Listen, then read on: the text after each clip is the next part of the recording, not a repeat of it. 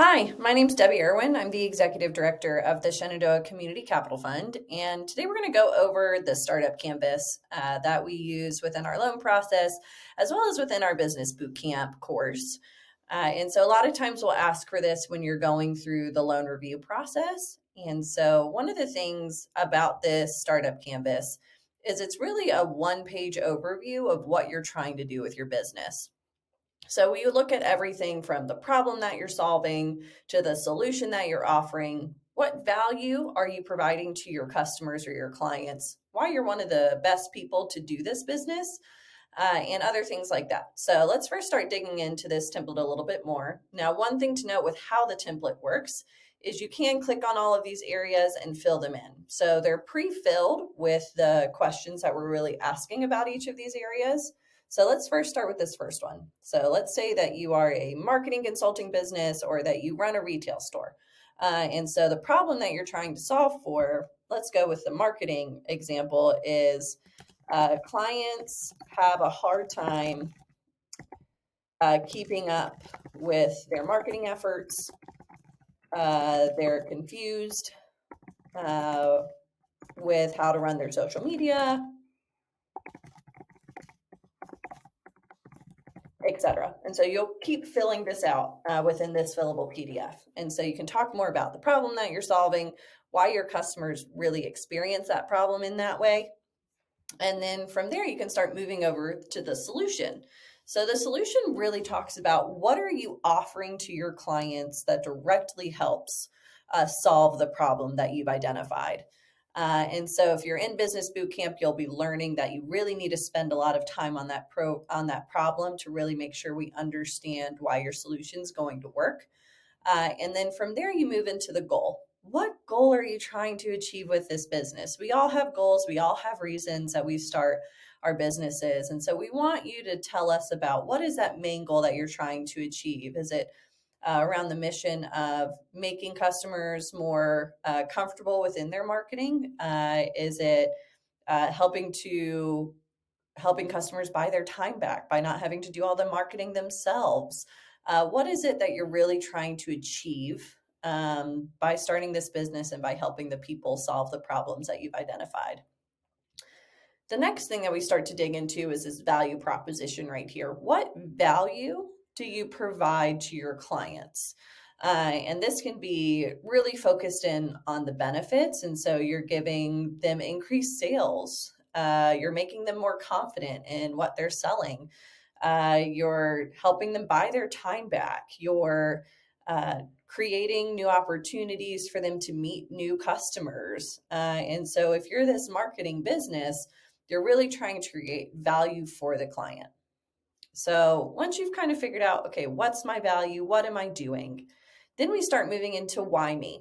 Why are you the best person to run this business? Now, you don't have to be the most skilled. You don't have to have the really long time within the industry. It could be because you've personally experienced the problem and you know about how to solve it firsthand. It could be because you've watched someone close to you go through it.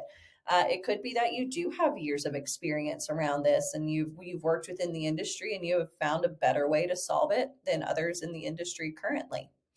Once you figured out, okay, this is why I'm the best person to do this, then you start moving into who else is trying to do this. So we move into competition.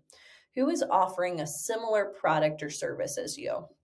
This could be anything like another marketing agency. It could be another person doing similar services like business coaching and things like that. If you want more details on what is direct and indirect competition, you should definitely check out our Business Bootcamp class. We do dig into that a little bit deeper. From there, we get into customer segments. Who are the kinds of customers that you're trying to help? So if you are a marketing agency, it could be that you are focusing on small business.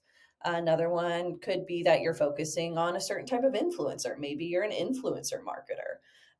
Another one could be that you're really looking at the solopreneur that just needs to offload some of their work and they need some contracting. What's that person? What are those types of people that you're looking for? And then from there, I want you to dig in even deeper and really map out what is your perfect ideal customer.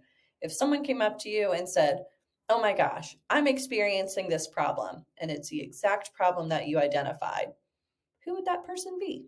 What would their business look like? What would they look like?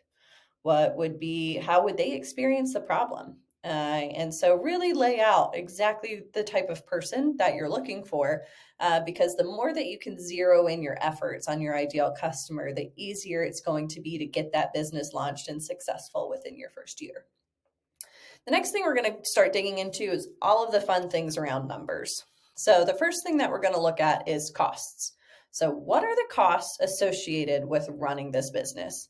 Now, this doesn't have to be an exhaustive list because you can also put all of that into your cash flow projections and your pro forma projections. But it's really about what are the costs with running this business? There's anything from software costs. So if you are the marketing agency example we're working on, maybe it's you need to get a computer to get this thing started. Maybe there's some software, whether it be HubSpot or other things that you run your marketing through. Maybe it could be creating a coffee budget because you're taking clients out to coffee to start teaching them about what you do. Maybe it could be that you need some supplies in order to make proposals and things like that. So maybe you need a printing budget. Really think about all of those costs that are going to go into making this business run. And that also includes things like rent and utilities if you decide to get a physical location. Maybe you set up in a co-working space, so it's your co-working space membership. Really thinking through very strategically about what is it going to take me to get this business running. The next thing we're going to do is we're going to skip over this break-even point for a second. We're going to jump over to revenue. How do you make money? There could be multiple ways you make money. It could be, you have 3 different types of marketing packages, or you have multiple different types of products. Maybe you have one very specific problem that you solve, and then how do you sell that to customers? Is it they pay up front? Is it they pay a subscription? What type of ways do you anticipate being able to make money in this business? And then the last thing is this thing called break-even point. The break-even point is when you have made enough money with your customers to cover all of your monthly costs. Do you need 5 customers for that? Do you need 50 customers for that? One of the ways you can really start figuring out what that break-even point is by going and doing the cash flow projection template that you'll also find within our resource library. So if you have any other questions about this startup canvas, you can definitely reach out to any of the members on the SCCF team. We're happy to walk you through it. If you are going through our loan process right now, we'll definitely follow up with you and talk you through the startup canvas a little bit more. But if you have any other questions, just feel free to reach out or email us at hello@sccfva.org.